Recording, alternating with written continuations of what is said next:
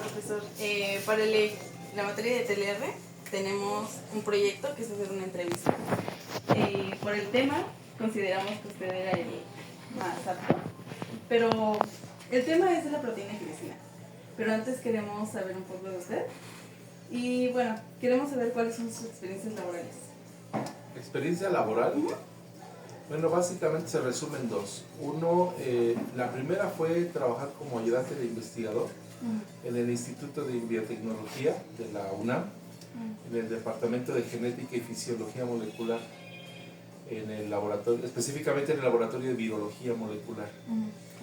Y después, mientras trabajaba eso, tuve la oportunidad de ingresar a la Escuela de Técnicos Laboratoristas, a la Facultad de Ciencias Biológicas y a un centro de investigación educativa, que era un centro nacional de investigación en matemáticas y educación. Entonces, en términos generales, esa ha sido la experiencia laboral. Sobre su formación académica, como nos había hablado, ¿qué más nos podría compartir? Bueno, en formación académica soy biólogo de profesión. Hice el posgrado en biología experimental en la UNAM, en la Facultad de Ciencias, y después hice un doctorado en educación en un centro de investigación y ciencias. ¿Ha tomado algunos cursos? ¿Tiene algunas certificaciones o algo más? Bueno, sí, cursos de capacitación, muchos, enfocados principalmente al área de la biología, en el área de educación, ¿no? En el área de, pues básicamente de esas dos, ¿no? Vamos a dividirlo. Y por otro lado, lo que sí me dedico o estoy invirtiendo mucho tiempo es a cursos de capacitación y para certificación en medicinas integrativas, medicinas alternativas e integrativas. Pues en eso ronda un poquito mi labor. Bueno, justo mencionaba, ¿qué es, por ejemplo, la medicina integrativa? ¿Integrativa? La medicina integrativa es la capacidad que tienen diferentes terapeutas de unir esfuerzos para dar tratamiento a un problema de salud. Entonces nosotros vemos dos cosas importantes. Uno es sanar y la otra cosa es curar. En el caso de las medicinas alópatas, que es la medicina tradicional, todos los médicos que conocen, ellos curan, utilizan medicamentos para curar. Y en el caso de las medicinas integrativas, buscamos la sanación, que es la raíz o el origen de la enfermedad. Y utilizamos alternativas que pueden ser de herbolaria o que pueden ser biomagnetismo, que pueden ser, por ejemplo, principios de la medicina china, entre otras medicinas ancestrales, ¿no? Que se combinan holísticamente para atender asuntos de salud en personas. Sobre sus habilidades, ¿habla algún idioma externo al de nacimiento o algo? Pues el español, ¿no? Y tengo capacidad de lectura para inglés y hace mucho que no practico el inglés, ¿no? Hace mucho que no hablo con nadie en inglés, ¿no? Pero bueno, sí puedo leer, puedo escuchar una película, puedo entender algunas, pero no es mi idioma oficial ni lo presumo. O sea, ¿alguna otra habilidad? Algo que me gusta dormir. No, alterno todas estas actividades con algo muy importante, que yo considero importante en mi vida, que es la música.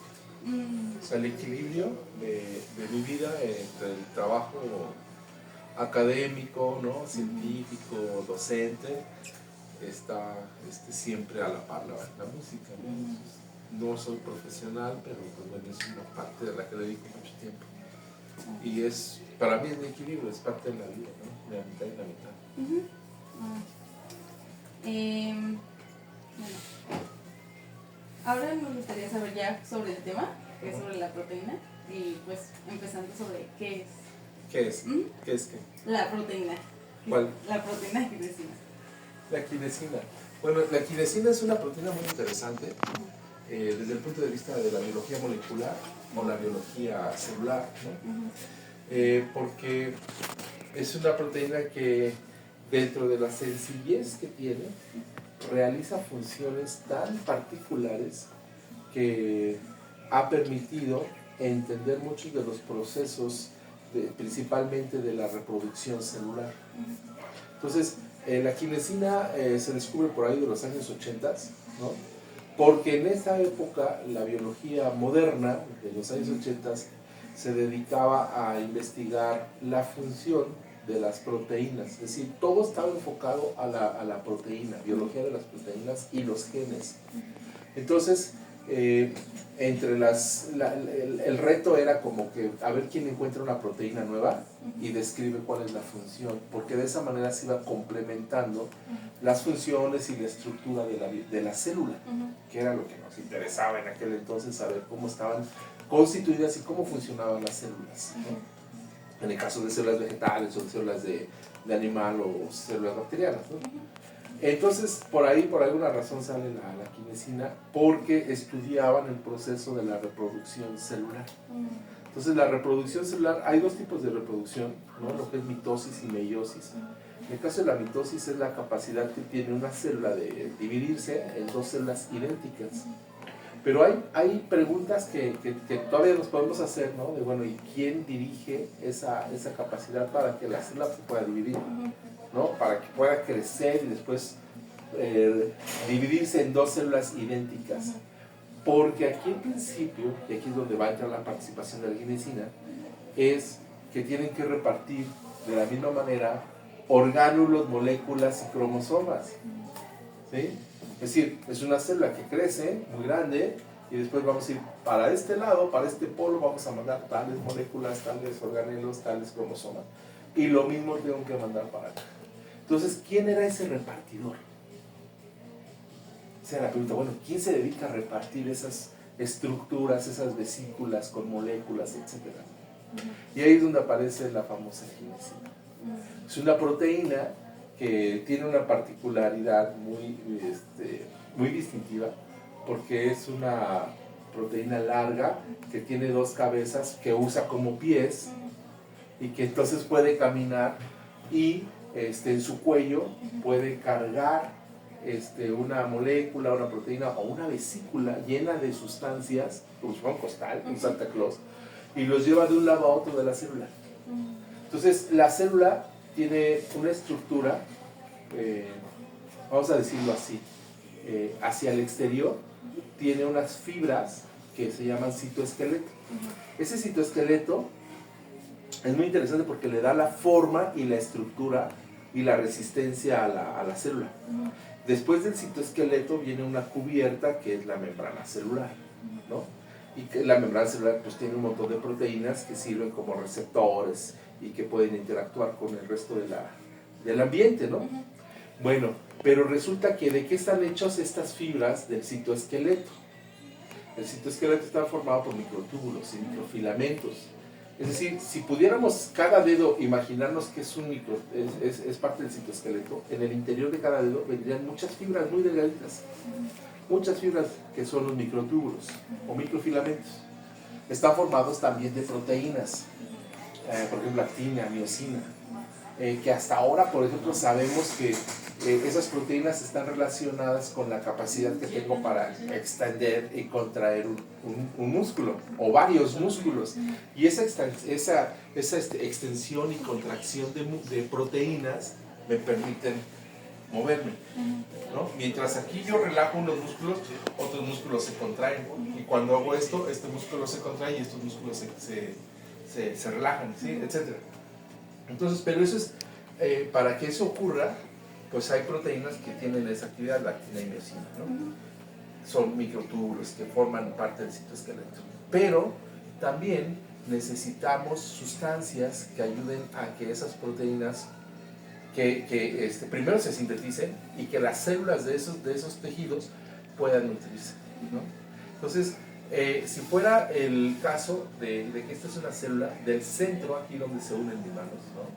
Que vamos a decir que el centro, del centro hacia los polos, la cinesina o quinesina, como le quieras decir, es encargada de mover vesículas con sustancias o moléculas para que la célula pueda funcionar. ¿Sí?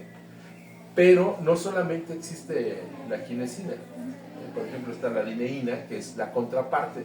Es una proteína también transportadora, nada más que ella va del extremo, de los polos, hacia el centro. Entonces, siempre todos los procesos celulares van en equilibrio, tienden al equilibrio.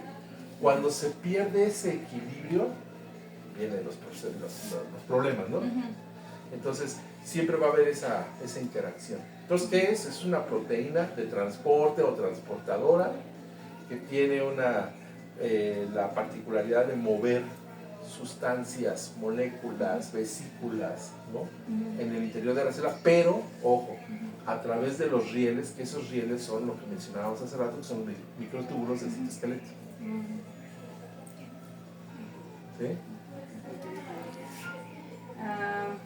En sí, en general, ¿cuál es la importancia? Más que, o sea, sabemos que mueve o transporta, pero como importancia en general, como... Es que es muy importante la función. Es un repartidor de paquetes, ¿no? Aquí en nuestra vida sería el repartidor del Amazon o del Mercado Libre, ¿no?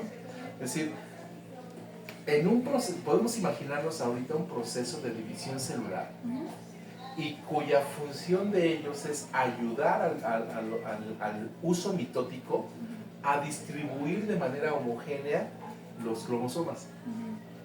En dado caso de que la cinesina fallara, entonces se van a quedar desproporcionados los cromosomas, y si se llega a lograr esa célula, que vamos a suponer que es un proceso meiótico, es decir, de células sexuales, cuando esa célula sexual se fecundara, pudiera haber el nacimiento de una persona con un defecto cromosómico, una alteración cromosómica. Y estamos hablando, por ejemplo, de Crigler-Schat, por ejemplo, Down, Klinefelter y una variedad de síndromes, ¿no? que son derivados de una mala distribución de cromosomas. Eso en células sexuales.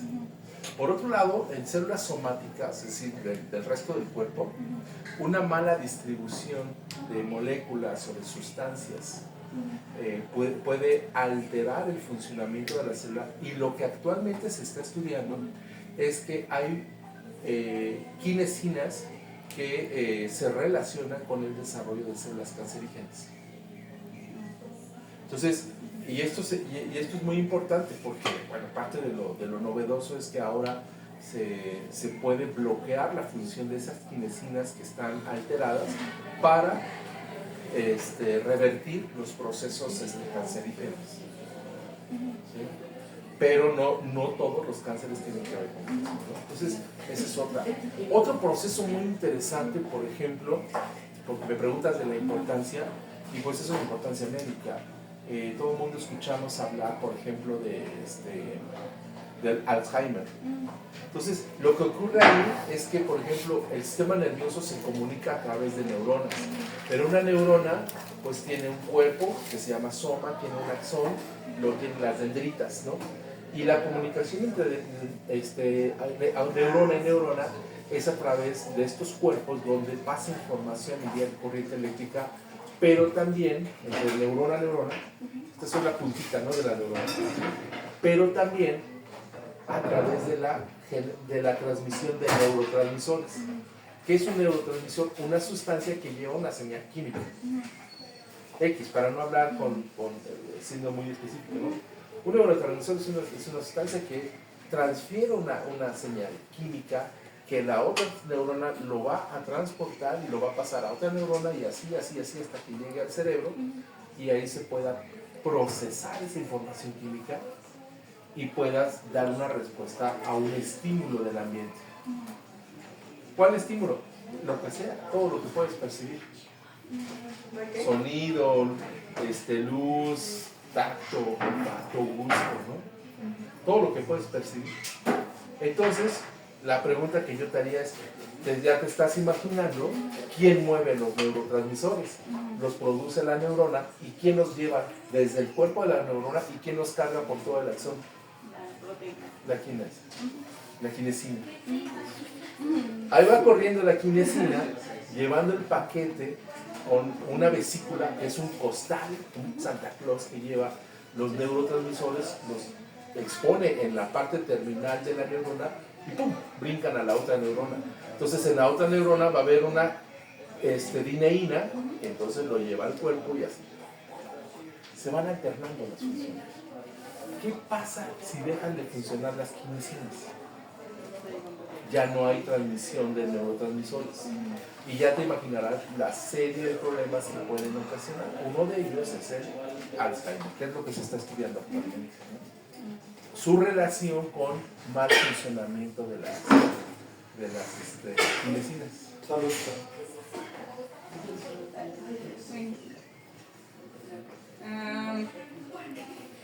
Pues en sí, ¿de qué otros factores depende su formación? O sea, ¿de qué más está conformada? ¿La quinesina? Mira, si quieres podemos ver aquí. Esta es una animación de la quinesina. Este video se volvió viral. ¿Sí? Te voy a decir por qué. Porque todas las proteínas que se estudian se tienen que determinar la estructura tridimensional. El método básico es la cristalografía de proteínas y después con esa información que se obtiene a través de programas bioinformáticos se pueden hacer modelamientos de proteínas. ¿Sí? Esta es una animación, es un modelamiento de la proteína que nos permite entender más o menos cómo es su estructura. Yo les decía hace rato, porque sabemos que la estructura determina la función de la proteína. ¿Okay? Entonces se volvió viral ese videíto porque es una proteína que literalmente camina cargando una vesícula, ¿no? Pero ¿qué es la cinesina? Pues es esto. Es una proteína que tiene dos cadenas de proteína, ¿no? Donde tiene dos cabezas, que funcionan como pies. Tiene un cuerpo y tiene un cuello, ¿no? Un tallo. ¿Sí? En este tallo es donde se pegan las moléculas que acarrea. Es una proteína acarreadora o transportadora, ¿no? Si te das cuenta, estructuralmente es muy sencillo. Son dos cadenas de proteínas. Lo mismo que vemos acá. Aquí están las cabezas que en realidad funcionan como pies, ¿no? El cuerpo y el cuello de la proteína o de la cinesina, que es donde se pega la vesícula. Esta es una vesícula, un pedacito de vesícula. Entonces, estructuralmente es muy sencilla. Aquí podemos saber que existe, es una familia muy grande. Hay 45 miembros de quinesinas clasificados o distribuidos en 14 familias. Y estas son las 14 familias de quinesinas que conocemos. Ajá. Conservan la estructura aunque no son idénticas, ¿no? O sea, cada proteína tiene sus variantes en cuanto a secuencia de aminoácidos y ligeramente la estructura de la proteína. Y actualmente se está describiendo con qué moléculas se relacionan. Es decir, no transportan cualquier cosa, se distribuyen en el trabajo. Tú vesículas con neurotransmisores, tú cromosomas, tú proteínas, tú estas sustancias, ¿sí? O sea, hay una distribución del trabajo. Por lo tanto, si pudiéramos ver en esta imagen, si este fuera el microtúbulo por donde andan caminando, pues no es la única. Hay diferentes quinesinas y ellas van transportando cosas distintas, ¿no? Y eso lleva a que la célula pueda realizar sus funciones de manera correcta.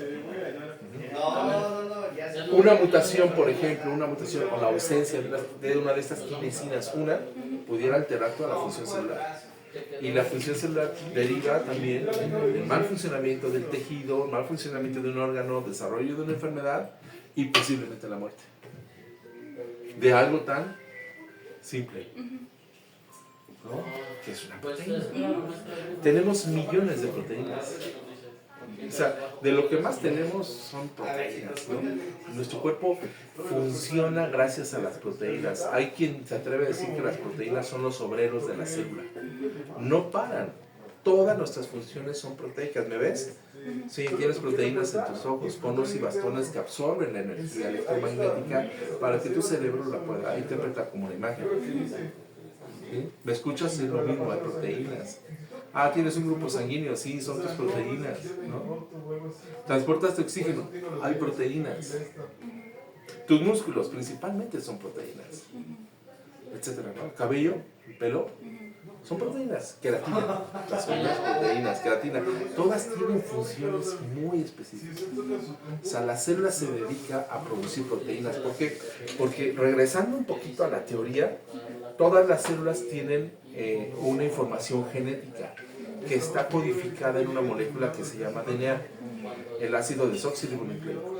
Ese DNA tiene instrucciones, es un instructivo para producir, ¿qué crees? Proteínas. Dos cosas, proteínas y RNAs.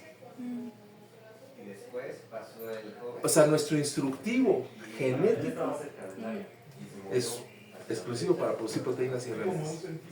Entonces, ¿quiénes realizan las funciones en la célula? Proteínas.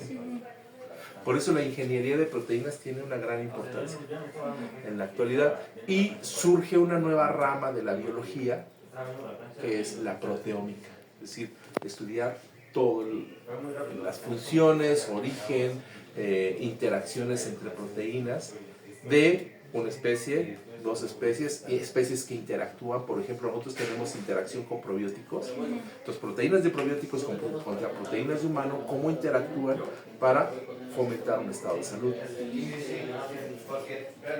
Y entre esas están las famosas kinesinas, ¿no? O sea, es que es un mundo de proteínas. Si nosotros lo comparamos con la adeneína, pues en realidad pues hay pequeñas diferencias estructurales, ¿no? Insisto, la diferencia entre kinesinas y la adeneína es la dirección de dónde trabajan. Una va hacia el exterior, las kinesinas sacan cosas, las adeneínas meten cosas a la célula. Esa es la diferencia. Pero son proteínas de transporte, se complementan. Tú sacas, yo meto. Lleva el equilibrio. Bueno, ¿hay algo más que le gustaría agregar sobre el tema o en general? Mucho. No, espérense. Bueno, ya hablamos un poco sobre la división celular, hablamos un poco sobre el función de la neurona. Yo creo que podemos concluir con que las kinesinas son unas proteínas muy importantes para la regulación de las funciones celulares. Es un modelo muy interesante de estudio en el sentido de la biología molecular, porque quisiera destacar que todas las proteínas se mueven, todas. Para que una proteína pueda tener una función, va a cambiar su forma. Recuerdo una proteína de virus que me tocó estudiar, se llamaba la RNA polimerasa. La RNA polimerasa tiene esta estructura, como una mano izquierda, que tiene sus 4 dominios de dedos y un pulgar, ¿no? Entonces, si esta RNA polimerasa se pegaba en este centro, que es la palma, con RNA del virus, entonces fíjate lo que ocurría. Para que funcionara la enzima, hacía esto. Y entonces se formaba un canal por donde leía el RNA y salía después una copia. Duplicaba, era como una fotocopiadora de RNA. Pero solamente funcionaba cuando había esta interacción y este cambio conformacional de la proteína. Entonces se mueve. Y con eso quisiera decirle que todas las proteínas, para que puedan funcionar, sufren cambios. Se llaman modificaciones,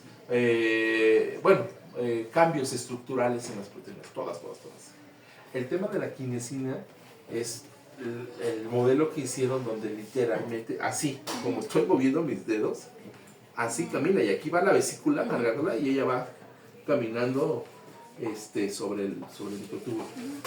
Pero una cosa que se ve muy interesante es que es dependiente de ATP. Entonces, si es dependiente de ATP, ¿quién produce o quién procesa el ATP? Mitocondrias. Ellas son capaces de transportar mitocondrias en la célula.